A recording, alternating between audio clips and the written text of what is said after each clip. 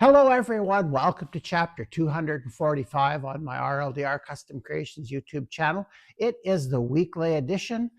And with the weather we've been having outside, I couldn't shoot the video I wanted to shoot for this week's weekly edition. So I had to come up with something else. So I was looking through some of the boxes in my upper storage bin, and I found something I forgot about. So if you want to see what I discovered, all you need to do is stay tuned.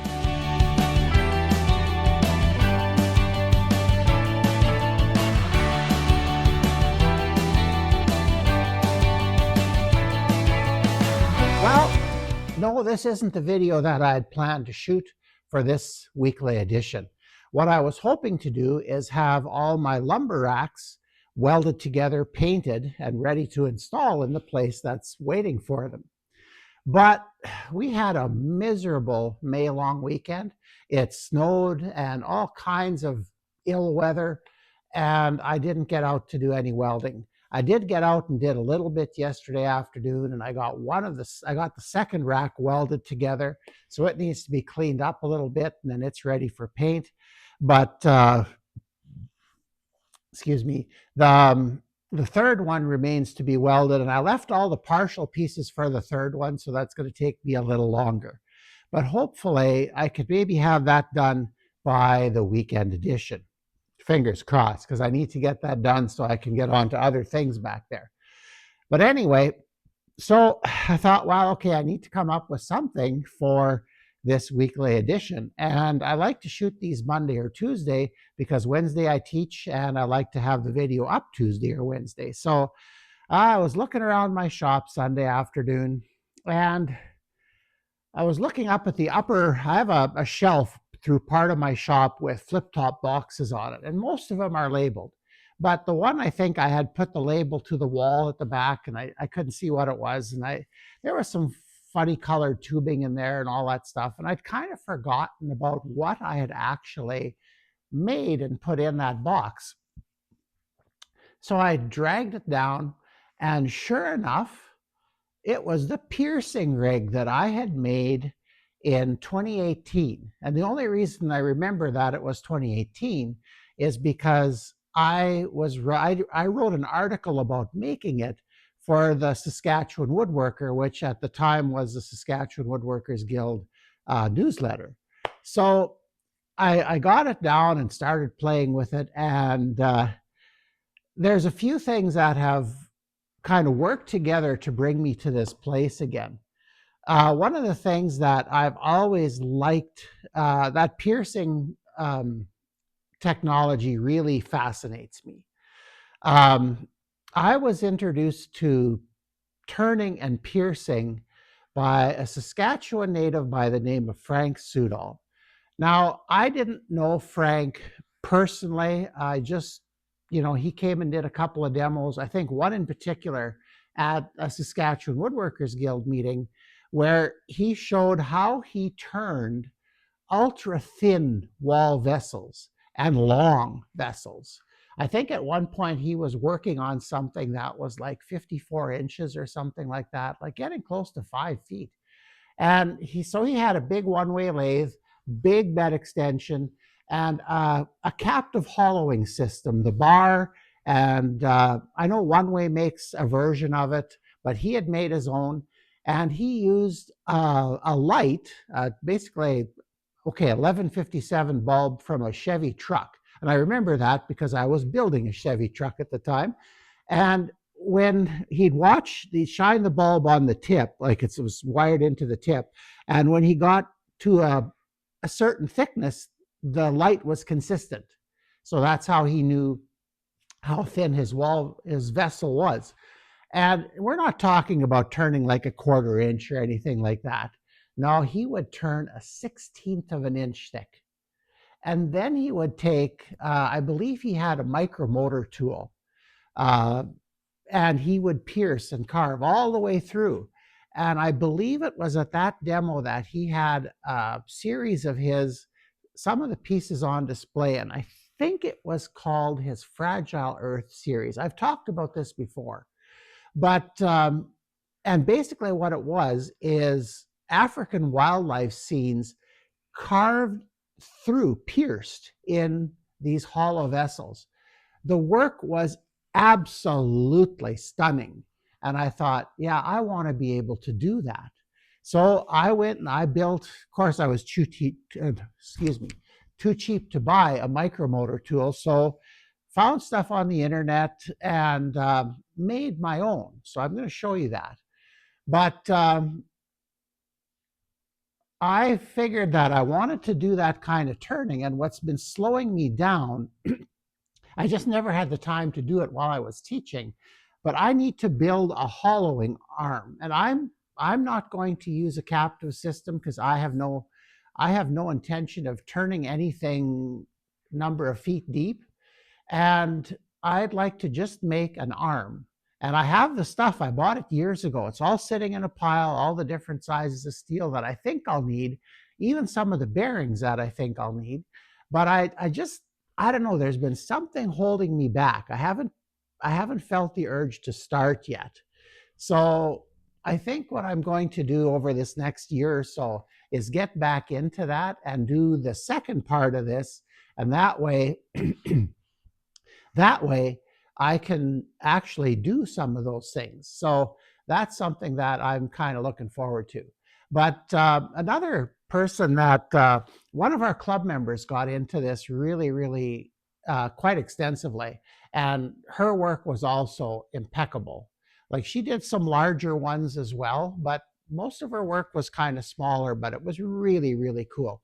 And then she had a real talent for color and paint and all that stuff. So yeah, the level of art you can do with this is, to me, next level. First of all, it involves some turning skills, and I figure some real skill, because you have to be able to turn super thin. You're working usually with end grain, with wet wood, um, and fragile pieces. Just what I like to get into. I may be too old for this, but I'm going to try it anyway. So anyway, I thought what I do today is show you the hand-built micromotor tool that I ordered pieces for and assembled myself. Uh, Caveat to that, there is always help. And with the internet out there, it's hard to claim that any ideas are uniquely your own. And I have to admit, I actually went back into my computer, found the article, and I'd love to print it, but I can't find the cord for my printer. Um, but I give credit in there. In the early 2000s, I watched Captain Eddie Castellan quite a bit. He did all kinds of things, and he was right up my alley because he would always try to do things cheap. And when I was teaching, that was the only way I could do it. And now that I'm retired, it's still the only way I can do it. So I looked to him for guidance in some areas, but there's another video that, if you're interested in all in this, that you should look up. There might be newer stuff out there now, but the the micromotor tool that I built is very similar to what's his name? The Denton Turners made a video about this in the 2000s. Glyn, Glyn Cox, is the presenter. It's about an hour long, a little over. But if you're thinking of making something like this, it's worth it. And eventually I'll publish a parts list. I put mine in with pricing and all that stuff, but the pricing would be hopefully outdated by now. So I won't show you that in this video, but I'll be doing more work with this tool because now that I found it again, I'm going to play with it. So we're going to go over to okay, I don't have any clean workspace in here, but we're going to go to the second cleanest workspace, and I'm going to show you what I built. Surprise, surprise, it's a dental drill. Honestly, it's a real dental drill. I used to joke with my students in school when I made this thing that if they needed dental work done, I could do it. So if you're sensitive to the sounds of the dental office, this tool may not be for you. But anyway, I just want to show you exactly what I've got here, and then we'll explain it in a little bit more detail. So what you would do with this is it's used for piercing through thin material. Now I've been playing a little bit here, and this cutter isn't the very best. We'll talk about that a bit more later. But enough talking. Let's switch this guy on. I love that sound, eh? Okay, can you kind of see this here? Yeah. Okay. This cutter is really dull.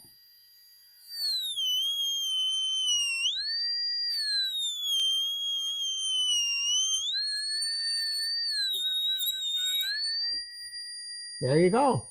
And you can carve whatever pattern you want in your thin walled vessels. Now, yeah, every time I've seen this, it's been putting something in a turning.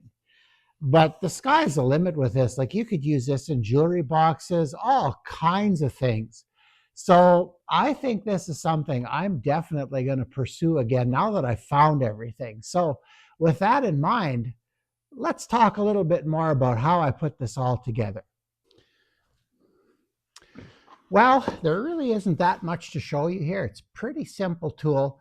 The problems I had with getting this to work is, first of all, probably at the time I built this, my internet ordering skills probably weren't what they are today. So, but I didn't see a lot of this stuff on Amazon, so I had to go to eBay to look this up again, ebay.ca, the Canadian version.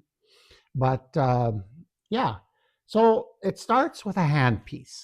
And this is just a 45-degree, I think this is 45-degree angle handle that a dentist would use. Now, I don't think they'd ever use anything this cheap, but I'm glad that they sell cheap stuff like this so that I can play with it.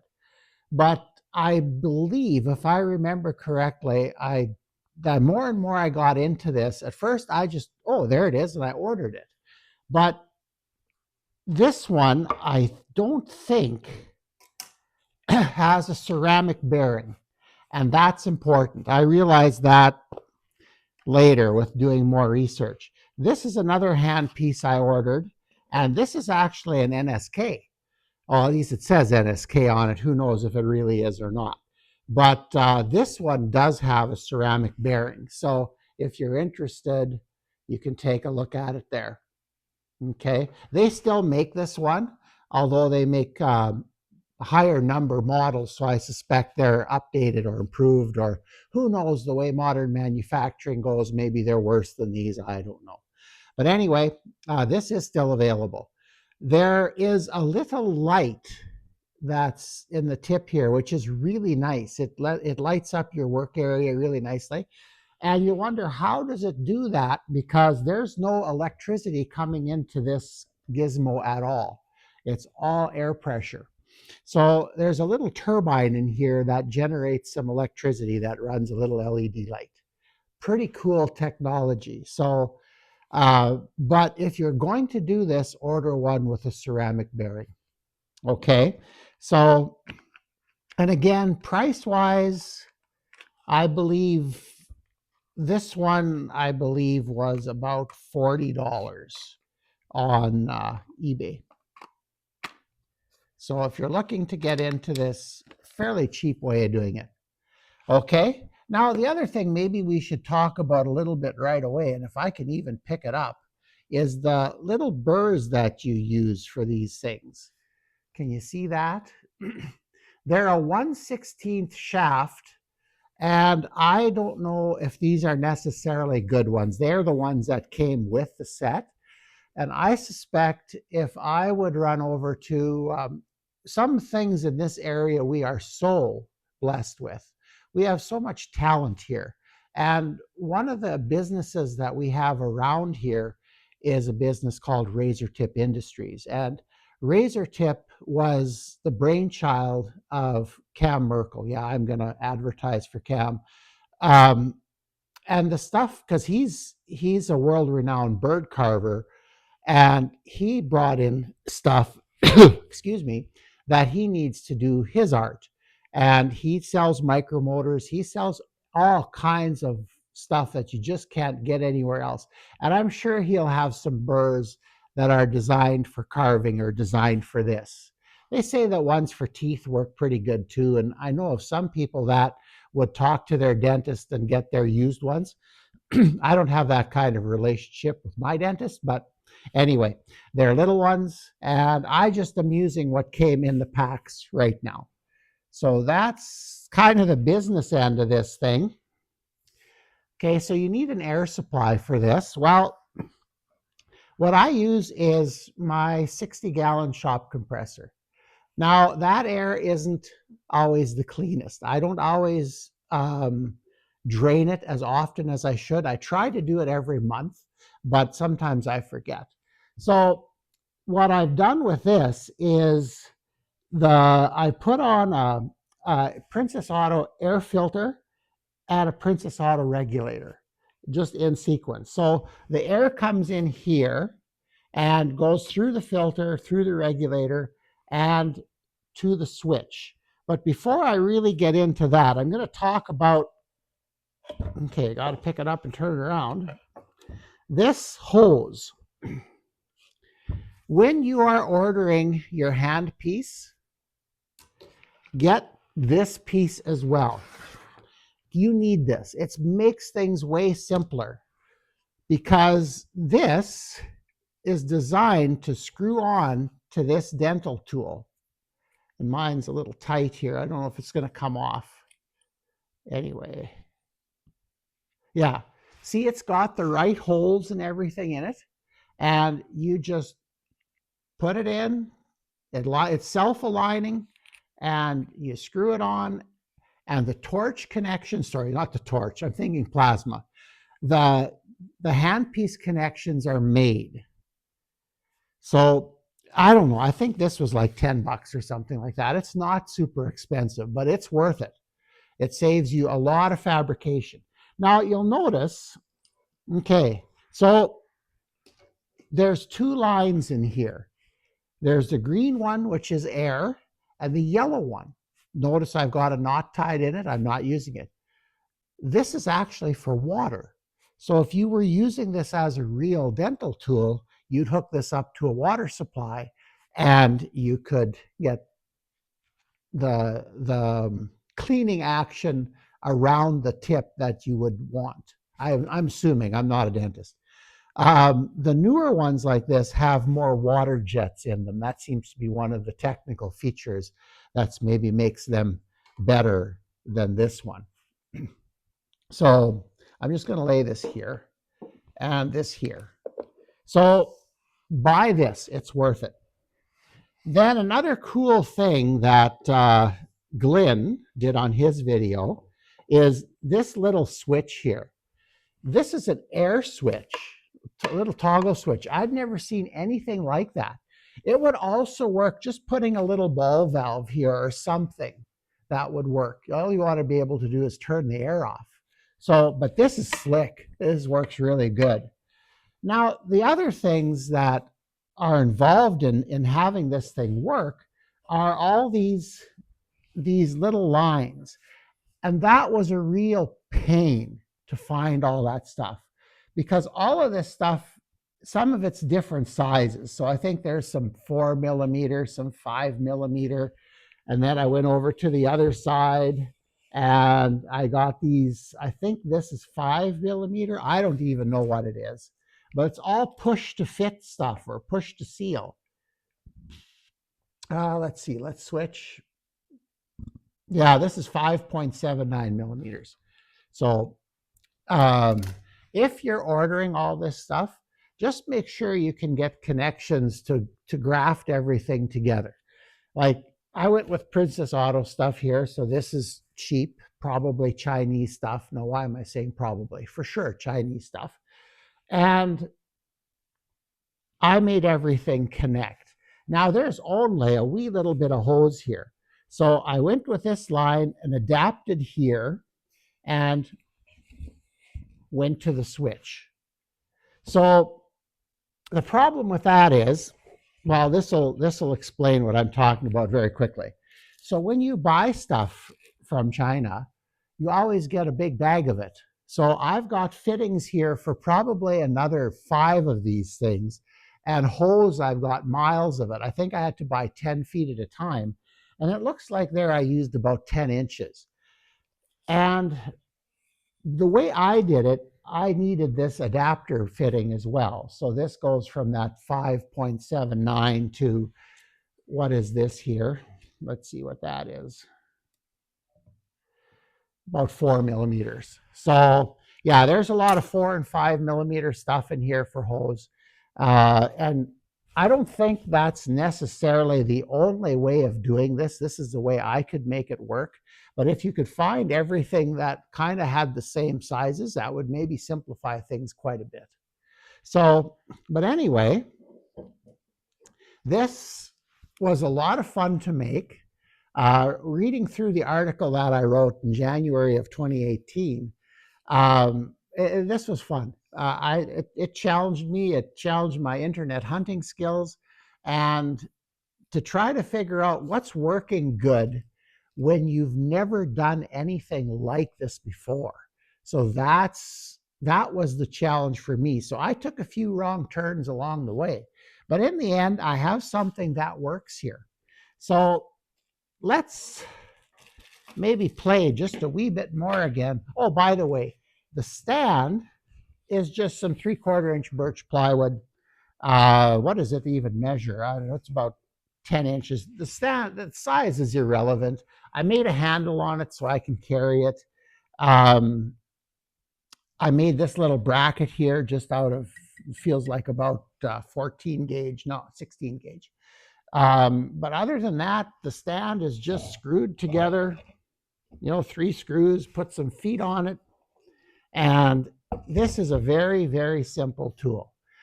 Now, I figure that, and if I look through my article that I wrote, according to my article, I don't like pressure on that line.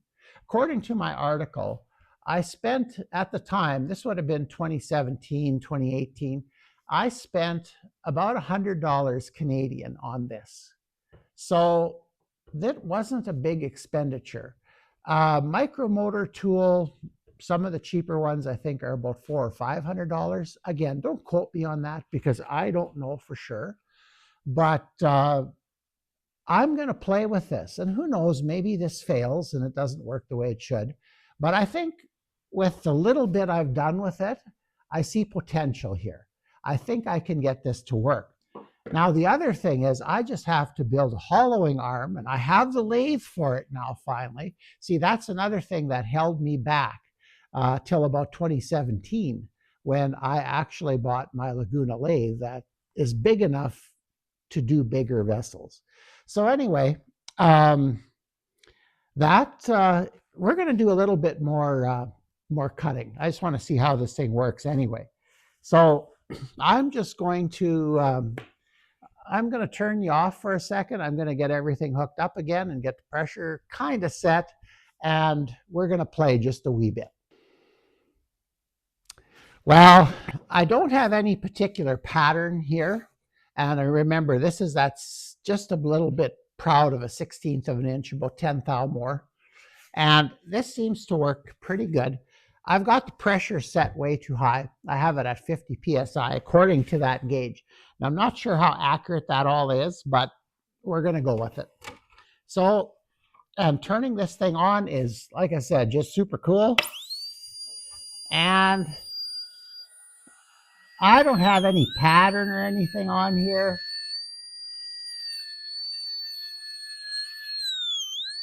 And this bit isn't cutting as good as it should. I can feel it. It's not, if I had a better bit, I may not need quite as much air pressure. So anyway, that's this mahogany.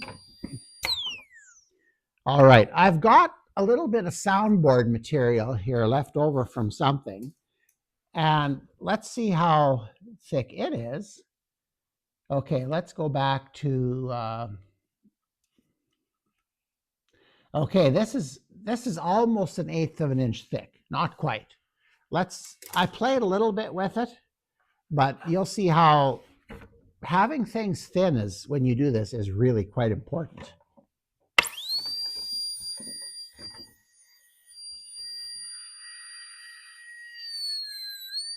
See if I can turn it so you can see.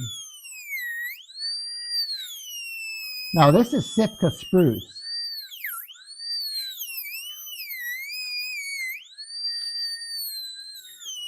Oh man, that would be a cool idea to carve a guitar top or sides. Oh yes, I don't think I've ever seen that. Yeah, see? There we go. See, that's you get ideas when you start playing with things. That's when that creativity starts to flow. This would be awesome on guitar sides. Oh, I've got to think about that. But so yeah, this was fun to make. I will do more videos on this. I need to maybe double check my parts list and see how that goes. And maybe if I find my cord for my printer, then I can print it and show it to you. But this is a lot of fun. It's kind of addicting. It's very fussy, picky work. Like it's kind of like, in my view, doing inlay, which I really like to do. So as you get older, maybe you start to worry about, am I steady enough or the eyesight good enough to be able to do this? Well, I think you just pick a level that you can do it at. So I think the bigger problem for me is going to be learning to turn things a 16th of an inch thick. So I've only done that once, and it's tricky. So I need to practice that. But yeah, a little bit of a different weekly edition. Wasn't planning to do this today, but I hope this piqued your curiosity. That's because it definitely did mine when I saw it for the first time. So this isn't a long video, a long explanation. To make your own rig like this is really quite simple if you can find what you need. But now the internet's 20 years older than 10, than when I did this. And I think, like, I know it's all on eBay. You can find all this stuff. You just need to know what you're looking for. The hardest part is getting everything to connect to each other.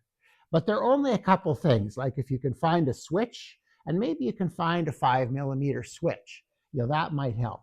I'm just going to unplug this. Woo. And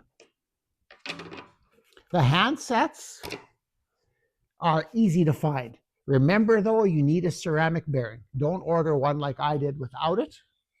Apparently they just don't last as long. And then filters. Princess Auto is expanding in Canada like you wouldn't believe. They're building a second store in Saskatoon. It's supposed to be huge. So I'm looking forward to that.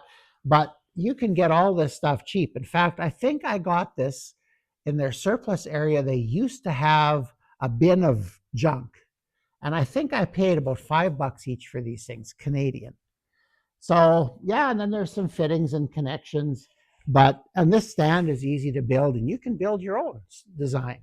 But this was fun, and I am really, really looking forward to using it. So with that in mind, that kind of brings this one to an end. A little bit of a different weekly edition. Like I said, couldn't do what I wanted to do, but I did something anyway. So I would encourage you to play with this, to start looking at this. The Denton Turners, Glyn Cox, GLYNN-COX. It's about an hour 20, something like that, and it's still up. So I went and looked for it. I in fact, in my article, I had a link to it, and I just pressed it, and it popped right up, and away it went. So I've copied a lot of things from him, and one of the things that I do, if I copy from somebody, they get credit. I don't like this whole idea that, I'm putting a video on the internet, I came up with it. No, I didn't. I looked at what somebody else had done and used parts of their idea. I haven't watched the video for a while, maybe more than parts of their idea.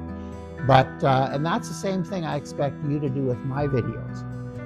Don't copy everything exactly the way it is. I usually don't post instructions or post plans or anything like that. I'm not there yet. But just look at it and say, man, hey, I can do that. I can do this way. Yeah, that Friesen, he has no idea what he's doing. He should have done it this way. So, just do it. Have some fun, be creative, and then share what you do. And give credit too. So anyway, with that in mind, hopefully we're outside for the weekend edition. No guarantees, the weather still isn't settled here. But anyway, just remember to like, share, and subscribe. Thank you for watching, and we will see you on the weekend edition.